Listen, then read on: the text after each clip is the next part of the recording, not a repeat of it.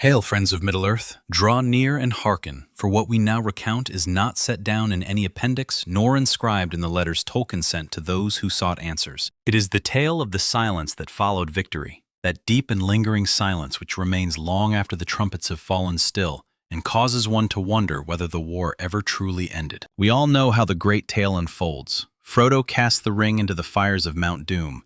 The mountain erupts in wrath. Sauron is overthrown, and the free peoples return home to rebuild what was broken. Yet none speak of what became of Mordor itself. The land did not vanish. The fortresses did not crumble into dust and scatter upon the wind. And more importantly, what was Gandalf truly doing in those weeks after the coronation of Aragorn, while all others gave themselves to feasting and rejoicing? When the One Ring fell into the fires of Mount Doom, the Dark Tower collapsed. We know this from the writings themselves. And far away, even as Frodo claimed the ring for his own, in the heart of Sammath Naur, the power in Barad-dûr was shaken, and the tower trembled from its foundations to its proud and bitter crown. The Dark Lord became suddenly aware of him, and his eye, piercing all shadows, looked across the plain to the door that he himself had made. In that blinding flash, the magnitude of his own folly was revealed, and all the devices of his enemies were laid bare.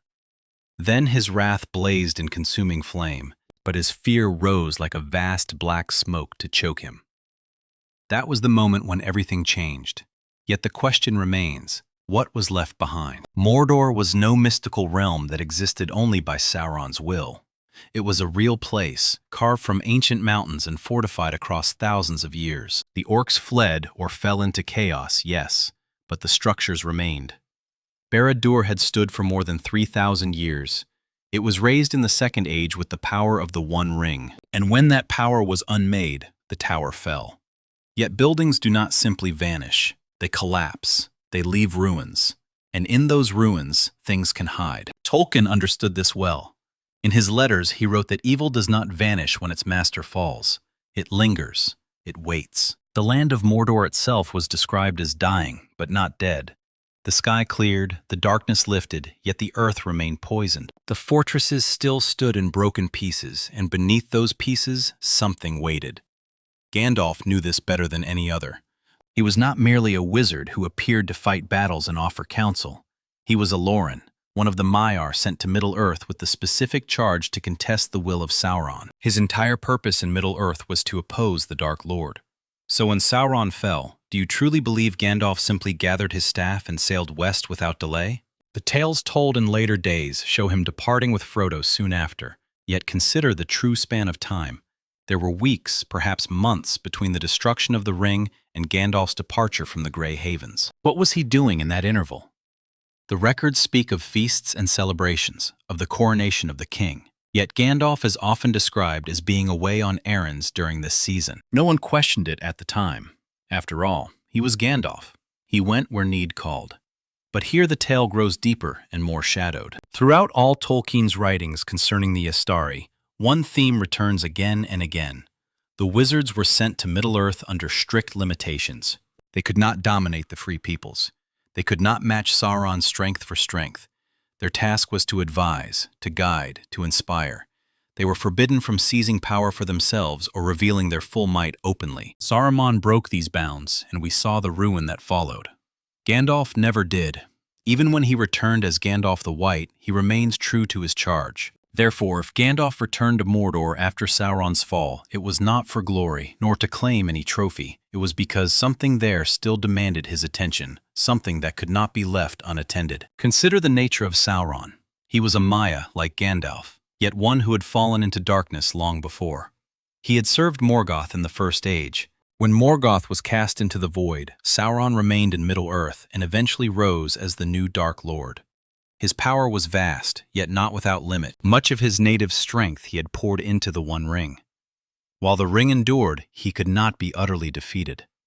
When the ring was destroyed, the portion of his essence bound within it was unmade. Yet Sauron was ancient. He had walked the world for thousands of years before the ring was ever forged.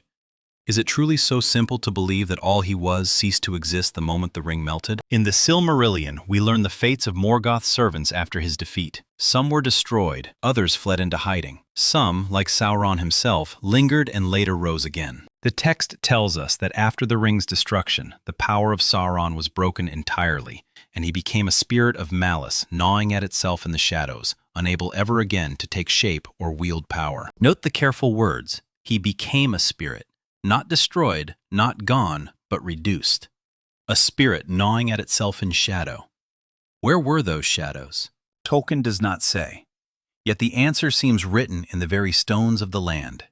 Mordor, the realm he had claimed, the fortress he had raised, the place where his will had burned strongest for millennia. If any remnant of Sauron endured in Middle-earth, it would be there. Gandalf understood this threat more clearly than any other. He had spent long years studying the enemy, learning his ways, grasping the depths of his methods. He knew that even the smallest remnant of evil, if left unchecked, could grow again with time. This was the very reason the ring had to be destroyed rather than hidden or guarded. Evil does not fade of its own accord.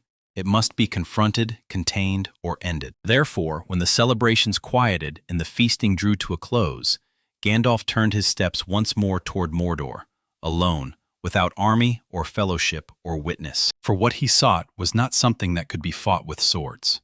It was older and deeper than steel. Imagine the scene, Gandalf approaching Mordor in the weeks after the fall. The land remained scarred, blackened by long years of industry and war. The sky was clearing, yet slowly.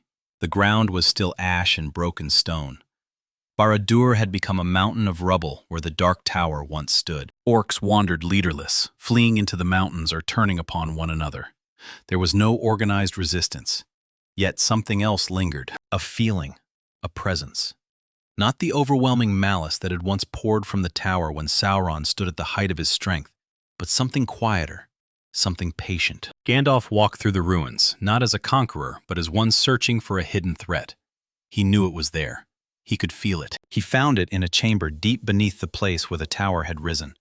A room that had survived the collapse, shielded by ancient spells and the weight of fallen stone. The chamber was small and unremarkable, save for one thing. An orb resting upon a pedestal, smooth and black as volcanic glass, pulsing with a faint, unnatural light. It was not a palantir. Those seeing stones were wrought in the Second Age by the elves of Númenor and served chiefly as tools of vision. This was something older, something from the elder days, perhaps from a time before even the First Age, when the world was young and different. The writings do not name it plainly, for Tolkien left many things in Middle-earth unspoken. Yet we know from his deeper works that objects of power existed long before Sauron, long before the rings, long before Morgoth's rebellion. This orb was one such relic. What made it perilous was not its own strength alone, but what it contained. When Gandalf examined it, he sensed within it the remnant of Sauron's will, weak and broken, yet still present. Like a small flame in a vast dark room, small enough to cast shadows, to whisper, to call softly to any heart that might still prove susceptible. In his arrogance or desperation, Sauron had bound a fragment of himself to this object, perhaps as insurance, perhaps as a final hidden gambit. We cannot know when he wrought this binding. Perhaps during the War of the Ring, when he felt his power waning. Perhaps centuries earlier, as a precaution in the Third Age. What matters is that it existed, and as long as it endured, a thread of Sauron's influence could persist. Gandalf stood long in that chamber, weighing his choices. He could destroy the orb. That would have been the simplest path. Yet objects of power from the elder days are not easily unmade. The One Ring itself had to be cast into the fires where it was forged, for nothing else could destroy it. This orb might demand similar measures, and Mount Doom remained unstable. Moreover, shattering it might not end the threat. If it broke, would the essence within be released? Would it dissipate, or would it seek another vessel? The risk was too great. He could guard it, place it under heavy watch in Rivendell or Lothlorien. Yet that would mean keeping it within Middle-earth, where in time it might be found, stolen, or corrupted. Nothing in Middle-earth remained truly safe forever. History had taught that lesson many times. Therefore, Gandalf chose another way. He would take the orb away, not merely hide it, not merely guard it, but remove it from Middle-earth entirely, carry it to a place so remote, so inaccessible, that no hand would ever reach it again. The question was, where? Middle-earth had been mapped, explored, settled. Even the wildlands bore paths, names, and histories. Anywhere he concealed it within the known world remained a place that someone, someday, might reach. He needed to go beyond, beyond the maps, beyond the borders of kingdoms and the range of rangers, to a place where the world itself grew hostile and empty. In such a place existed the northern wastes, Fordodwife, the frozen lands beyond the furthest settlements of men, a region Tolkien mentions yet never fully explores.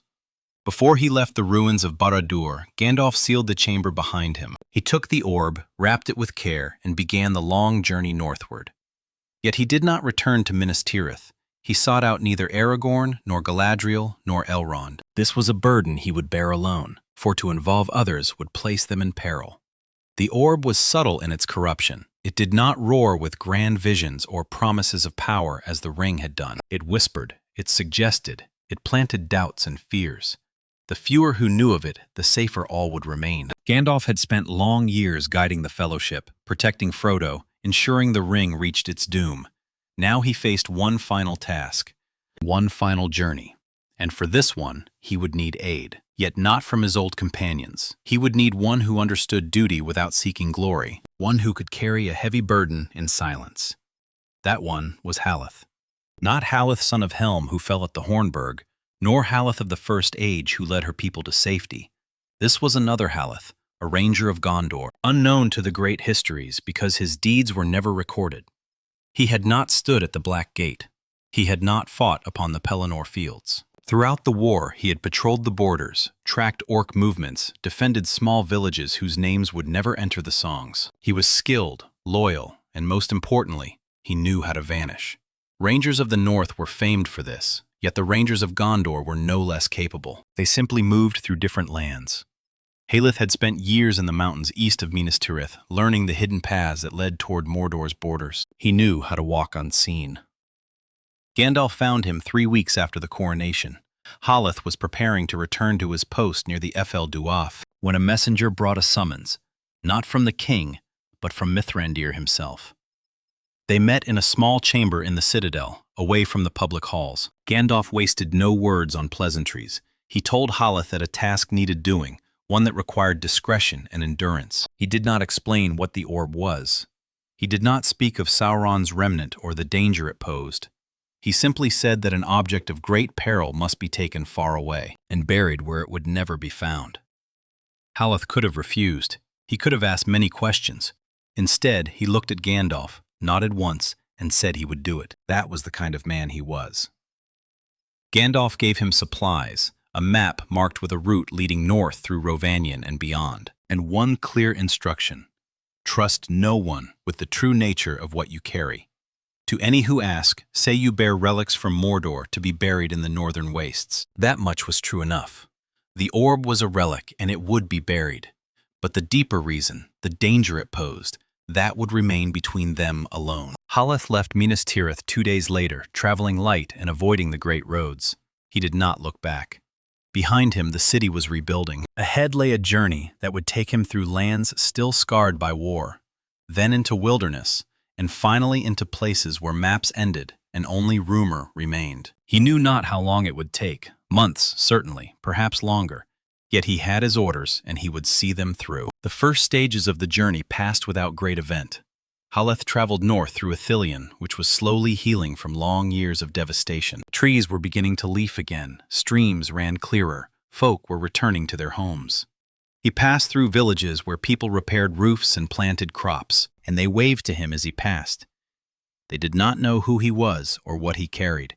To them, he was simply another soldier making his way home after the war. That anonymity was a form of safety.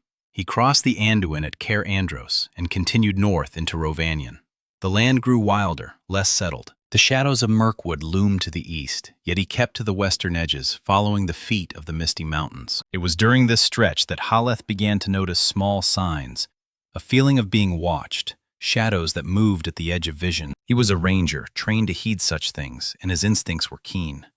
Someone or something was following him. At first, he thought it might be bandits or scattered remnants of Sauron's forces seeking easy prey. Yet the pursuit was too patient, too careful. Whoever followed him was not in haste. They were observing, waiting. That troubled him more than an open attack would have done. It spoke of intelligence. It spoke of purpose. And it meant that whatever Gandalf had given him to carry, someone else desired it. He began to take greater care, doubling back on his trail, camping in hidden places, moving at odd hours. Still, the pursuit continued. Twice he caught glimpses of figures in the distance, dark shapes that vanished when he looked directly at them. They were not orcs. Their movements were too deliberate, too coordinated. Nor were they ordinary men.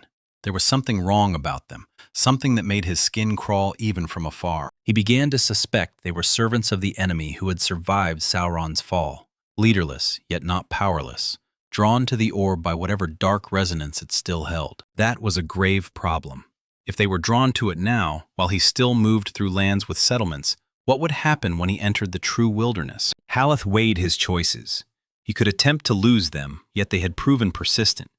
He could try to fight them, yet he knew neither their numbers nor their full strength. In the end, he chose to continue as planned and deal with them when the moment came. He would not be turned from his mission. Gandalf had trusted him with this burden, and he would see it through, whatever followed. Yet he made one change to his route. Instead of heading directly north through open country, he turned toward the borders of Lothlorien. Not entering the forest itself, for that would require permission he had no time to seek, but close enough that the presence of the elves might discourage his pursuers. It was a calculated risk, and it succeeded. The shadows that had dogged him drew back as he neared the Golden Wood. They did not vanish entirely, yet they kept their distance. It was near the borders of Lothlorien that Haleth met Areleth. She stepped from the trees one evening as he made camp, appearing as though she were part of the forest itself. An elf, tall and fair, clad in gray and green that rendered her nearly invisible among the leaves. Haleth reached for his sword, but she raised a hand in peace. She named herself one of the Galadrim, the people of Lothlorien. She said she had been watching him for 2 days, not as an enemy, but out of concern. It was not often that a lone ranger passed these lands carrying something that cast so dark a shadow. She had felt it from many miles away, not the orb itself, but the darkness it cast upon the world around it. Haleth remained wary.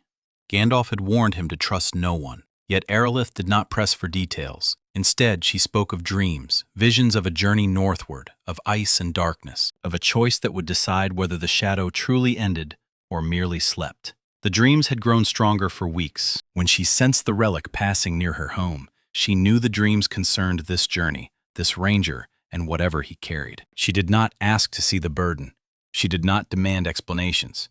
She simply said she believed she was meant to aid him, that the Valar themselves, or the memory of them, were guiding her steps. Haleth did not put great faith in prophecy. He believed in duty, in skill, and in resolve.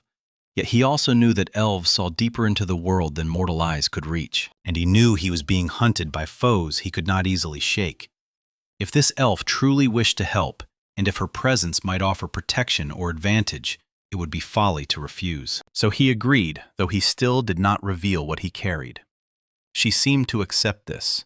From that day they traveled together, and Haleth found that her company lightened his burden in ways he had not expected. She knew the land. She sensed danger before it drew near, and most importantly, she could keep watch while he rested. The shadows still followed, yet they kept greater distance. 2 travelers were harder to ambush than one, especially when one of them was an elf of Lothlorien. They journeyed north for many weeks, leaving the borders of Lothlorien behind, and entering lands that grew ever wilder and colder. The trees thinned, then vanished. The ground changed from grass to stone to stretches of frozen earth.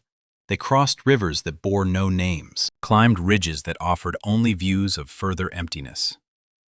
Areleth spoke to him of the elder days, when these lands had been different, when elves had dwelt here before turning west or retreating into the deeper forests. She spoke of the wars against Morgoth, of the breaking of Beleriand, of losses that made the War of the Ring seem small by comparison. Haleth listened and learned. He began to understand that the world was far older and stranger than he had ever imagined. It was during one of their brief rests that Areleth finally asked him about the relic.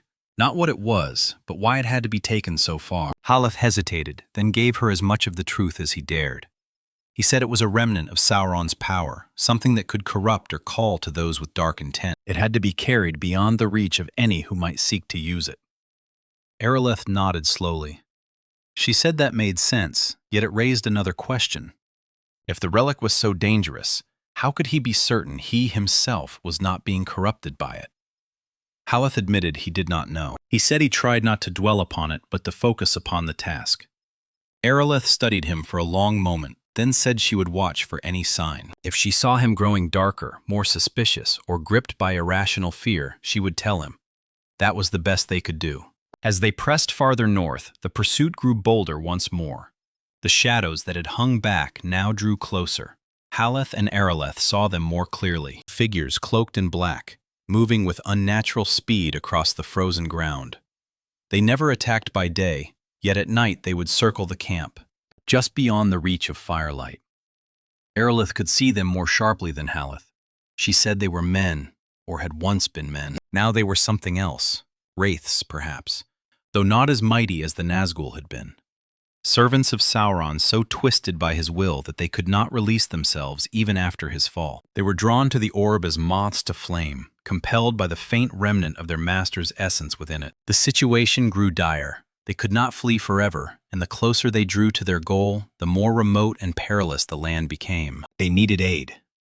It came from an unexpected quarter, a dwarf named Brogar. He appeared one morning as they broke camp, stepping from behind a rock formation, with his axe upon his back and a letter in his hand. The letter was from Gandalf, written weeks earlier and delivered by ways Brogar did not explain. It simply stated that Haleth would need help upon the final leg of the journey, and that Brogar was the one to give it. The dwarf had been traveling for a month to reach this place, following directions that seemed impossible yet had proven true. He knew neither the nature of the mission nor what they carried, yet Gandalf had asked, and that was enough for him. Brogar brought not only strength and skill at arms, but knowledge.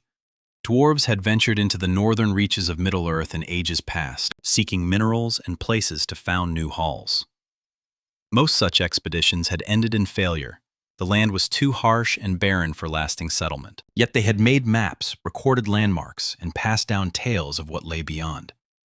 Brogar knew of Forodwaith, the frozen wastes toward which they journeyed. He knew it was a realm of endless ice and howling wind, where little lived save in the deepest caves. He also knew of ruins there, remnants of settlements from the First Age or even earlier, built by peoples whose names had been lost to time. If they sought a place to bury something forever, those ruins might serve. The three of them made better progress together. Brogar's knowledge of the terrain helped them avoid dead ends and impassable ways. Aerolith's senses warned them of danger before it drew near, and Haleth's determination kept them moving even when the cold grew almost unbearable. The shadows still followed, yet now when they approached at night they faced not one defender, but three. Twice there were brief, brutal skirmishes in which the wraiths tested their strength and found it more than sufficient. After the second clash, the pursuit fell back once more. The wraiths were patient. They would wait for a better moment. As they journeyed deeper into Forodwaith, the land itself became their chief adversary. The temperature dropped to levels none of them had ever known. The wind cut like knives through their cloaks. Snow fell without cease, blanketing the ground and hiding their path. Each night they had to dig shelters merely to survive until morning. Food grew scarce. They rationed what they had brought with care. Water they melted from snow and ice. Yet fire required fuel, and fuel was almost impossible to find. Brogar taught them a dwarvish trick, burning animal fat mixed with moss and dried fungi. That gave a low, steady flame, enough to melt snow without consuming too much. Yet the physical hardships were nothing beside what the orb wrought upon their minds. The closer they drew to their goal, the stronger its influence grew. It did not speak in words, but in feelings. Haleth began to doubt, to question whether Gandalf had been right to send him, whether the orb was truly so dangerous, or whether the wizard had exaggerated to ensure obedience. Perhaps it could be used for good. Perhaps it would be safer to keep it hidden in Middle-earth than to bury it in this wasteland, where it might one day be found by something worse. These thoughts came strongest at night when exhaustion and cold lowered his defenses. He recognized them as foreign, imposed from without, yet that recognition did not make them easier to resist. Aerolith suffered differently. The orb brought her nightmares, visions of her kindred's suffering, of Lothlorien burning, of darkness spreading once more across Middle-earth. She would wake, gasping, clutching her blade, ready to fight foes that were not there. By day she grew ever more withdrawn, watching the horizon with haunted eyes. Once she told Haleth that she could hear the orb singing, not a fair song, but a dirge, a lament for lost power and faded glory. It called to the part of her that remembered the First Age, when elves had been mighty and terrible in war. It reminded her of all her people had lost, of how diminished they had become. It kindled anger within her, and anger in an elf is a perilous thing. Brogar was least affected, yet even he was not untouched. Dwarves are resistant to many forms of enchantment. Their stout hearts and stubborn wills serve as natural shields. Yet the orb found his weakness too. It fed his mistrust. It made him question his companions. Were they truly committed to destroying the thing, or did they secretly plan to keep it? Was Gandalf as wise as all claimed, or had he sent them upon a suicide mission to rid himself of a problem without risk? Brogar never spoke these doubts aloud, yet Haleth could read them in the dwarf's eyes. The easy fellowship they had shared was beginning to fray. They were all being tested, and their true destination still lay ahead. They reached the ruins upon the 73rd day of their journey. It was a place unmarked on any map, known only through Brogar's ancestral lore, a cluster of broken structures half buried in ice and snow, built of black stone that seemed to drink light rather than reflect it.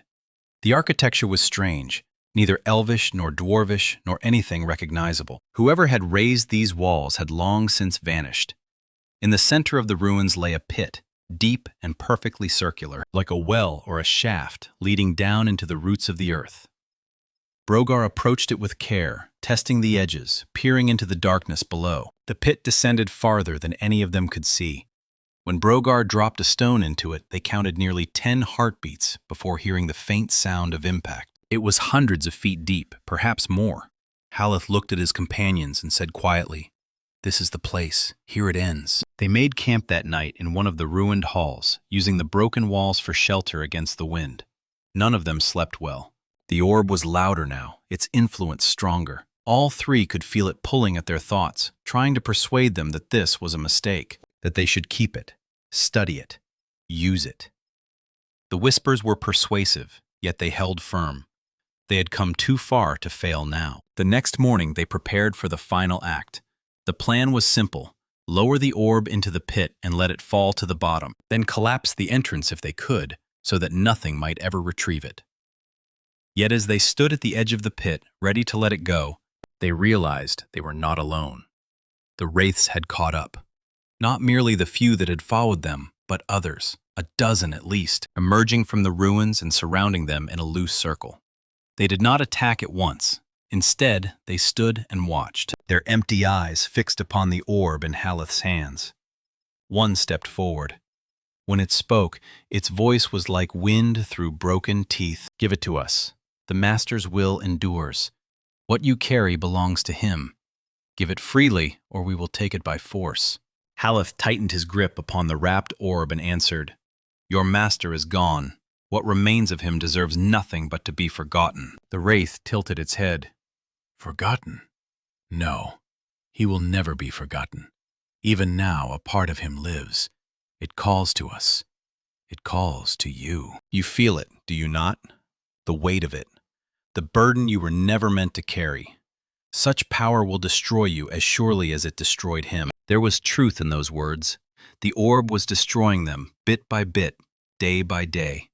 Yet that was all the more reason to finish what they had begun. Areleth drew her sword, and the blade seemed to shine with its own cold, clear light.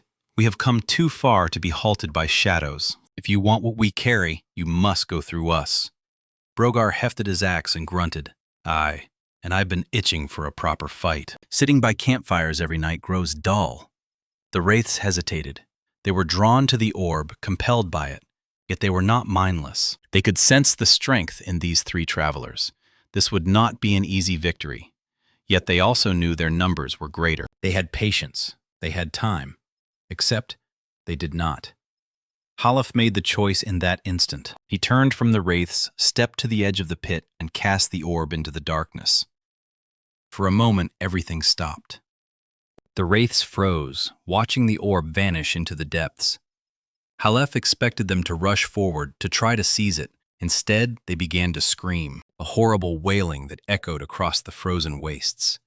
It was not rage. It was loss. It was grief. They had been bound to Sauron so utterly that even the faint remnant of his will within the orb had been their only anchor to purpose. With it gone, they were truly lost. One by one, they began to fade, not dying exactly, but dissipating. Their forms grew translucent, then vanished entirely. Within moments, the ruins were empty once more. Only the three companions remained, standing by the pit and listening to the wind. Aerolith sheathed her sword slowly. "Is it done?" Haleth nodded. "As done as it can be." Brogar walked to the edge and looked down. "We should collapse it. Make sure nothing can ever reach what lies below." They spent the next hours using ropes and leverage to topple nearby structures into the pit. Ancient stone broke and fell, creating a cascade of rubble that filled the upper reaches of the shaft. It would not prevent a determined excavation, yet in so remote a place, who would ever know to look? By the time they finished, the sun was setting. They stood together in the fading light, exhausted yet relieved. The burden was lifted. The mission was complete. They made camp one final time among the ruins. That night, for the first time in many weeks, Haleth slept without dreams. No whispers, no doubts, only silence. When he woke the next morning, Aerolith was already packing her belongings. She said she would return south to Lothlorien. The visions that had guided her were gone, and she felt called home once more. Brogar announced he would head east, back toward the mountains where his people dwelt. He had been away from the halls long enough. Haleth thanked them both. He said he would never forget what they had done, the sacrifices they had made. Aerolith smiled, the first true smile he had seen from her in many days. "We did what was needed. That is all that matters." They parted at dawn. Haleth watched them go, two figures walking in opposite directions across the frozen waste, until they vanished beyond the horizon. Then he turned south and began the long journey back to Gondor. He traveled alone once more, yet it was different now. The weight was gone. He felt lighter, freer. The land remained harsh, the cold still bit deep, yet it no longer felt oppressive. He made good time, retracing his path through lands that were slowly thawing as spring advanced. He met no enemies, no shadows. Whatever servants of Sauron had survived were scattered and leaderless, more concerned with their own survival than with pursuit. It took Haleth nearly 4 months to reach Minas Tirith. By the time he arrived, summer had come to Gondor. The city was thriving. Construction rose everywhere, new buildings, repaired walls, gardens planted where barren ground had lain for decades. He entered through the main gate without fanfare, just another traveler returning from the road. He made his way to the citadel and asked for audience with Mithrandir, only to be told that the wizard had already departed for the Havens. He had left weeks earlier. Haleth felt a strange mingling of disappointment and relief. Part of him had wished to report directly to Gandalf, to tell him the mission was complete. Yet another part was glad to be spared the telling. What would he have said? That he had succeeded? That it had nearly broken him? That the whispers still returned sometimes, faint echoes of the orb's influence. Instead, Haleth returned to his post as a ranger. He went back to patrolling the borders, tracking bandits, protecting villages. Life continued. Seasons turned. Years passed. He never spoke of what he had done. He never told anyone of the journey north or what he had buried in the frozen wastes. It became a distant memory, dreamlike, something that might not have happened at all, except it had. And in the quiet moments, when he stood watch upon some lonely hillside and looked northward toward the mountains, he thought of that pit, of the orb resting at the bottom, forgotten by all but him. And he hoped with everything within him that it would remain forgotten forever. Yet hope is a fragile thing. Gandalf had known that.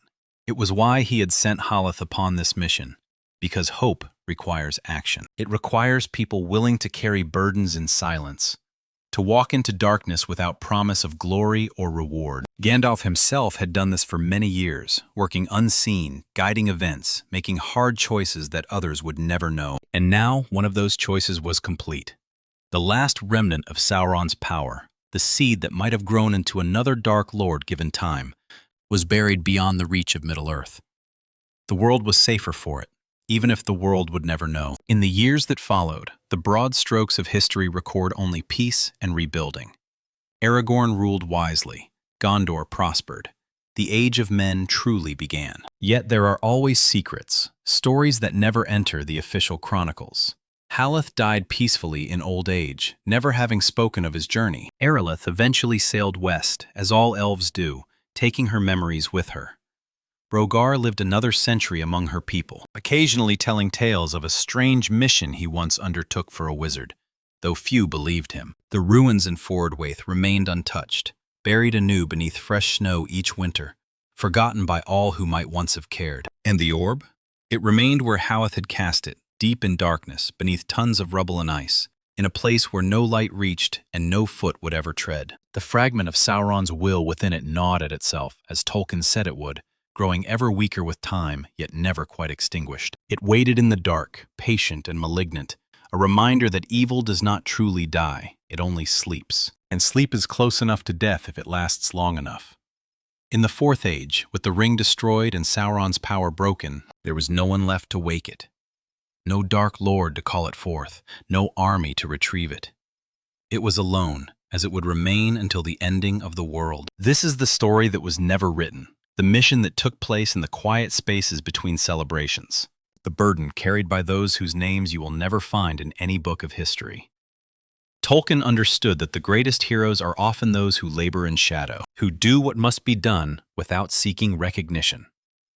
He wrote of Frodo and Sam, two hobbits who saved the world while others fought great battles. Yet there were always others, rangers who patrolled forgotten borders, elves who kept watch in ancient woods, dwarves who traveled impossible distances because a friend asked. These were the ones who kept Middle-earth safe, not through grand deeds, but through quiet, steadfast endurance. So when you think upon the ending of the Third Age and the dawning of the Fourth, remember that the story did not close with the destruction of the ring. There were consequences to manage, loose threads to tie, dangers yet to address. Gandalf knew this. He had lived long enough to understand that victory is never final. There is always something left behind, some remnant of darkness that must be dealt with before true peace can settle. And he dealt with it in the only way he knew, by trusting others to carry burdens he himself could not bear alone, by recognizing that he would soon leave Middle-earth, and that the future would rest in the hands of those who remained. Haleth was one of those hands, a ranger who became more than he ever dreamed, who walked to the edge of the world and back, who buried something that should never be found. His story reminds us that heroism is not always found in battle or in songs of glory. Sometimes it is found in endurance, in carrying weight that no one else sees, in making choices in darkness, and living with the silence that follows. These are the tales that matter, not because they are grand or stirring, but because they are true in the ways that truly count. And that, in the end, is what Middle-earth was truly about. Not the magic, nor the monsters, nor the epic clashes of armies, though those things had their place. It was about people, ordinary in their own eyes, who rose to do extraordinary things, because they must, because no one else would, because the alternative was unthinkable. Tolkien spent long years shaping this world, filling it with languages and histories, with peoples and cultures. Yet at its heart, Middle-earth was a stage upon which to explore what makes someone a hero. Not power, not destiny, not prophecy, but choice. The choice to keep walking when every voice says stop. The choice to bear a burden no one else can see. The choice to step into darkness, trusting that light may yet be found on the far side. Haleth made that choice. So did Areleth. So did Brogar. And in doing so, they helped ensure that the victory won at Mount Doom would endure, that the Fourth Age could dawn without the lingering shadow of Sauron's will hanging over it. They asked for no thanks. They expected no songs. They simply did what needed doing and then walked on. That is the true magic of Middle-earth, not spells or rings or ancient powers, but the quiet, stubborn courage of those who refuse to yield, who keep fighting, even when the fight seems hopeless, who carry on because someone must. So when we speak of what Gandalf did during the War of the Ring, how he guided the Fellowship, how he rallied the hosts of men, how he faced the Balrog and returned stronger, perhaps his greatest work came afterward, in the quiet that followed victory, while others celebrated. He returned once more into darkness. He found a threat no one else even suspected, and instead of facing it himself, he trusted another to carry it. That requires a different kind of courage, the courage to let go, to admit that even a wizard, even a Maya sent by the Valar, has limits, and to have faith that others will rise to meet the need. That is the story of what Gandalf took from Mordor, not for himself, but to send away, not to wield, but to bury, not a tale of power seized, but of power denied. And in that denial, in that final rejection of Sauron's lingering shadow, the Third Age truly ended. The darkness lifted, the world moved forward, and somewhere in the frozen north, beneath ice and stone and endless night, A small black orb rests in silence, waiting for nothing, remembered by no one. Which is exactly as it should be. For some things are meant to be forgotten, some burdens are meant to remain buried, and some stories are meant to be told only once, to remind us that the struggle against darkness never truly ends. It only changes form. And as long as there are those willing to stand against it, willing to carry burdens no one else can see, the light will endure.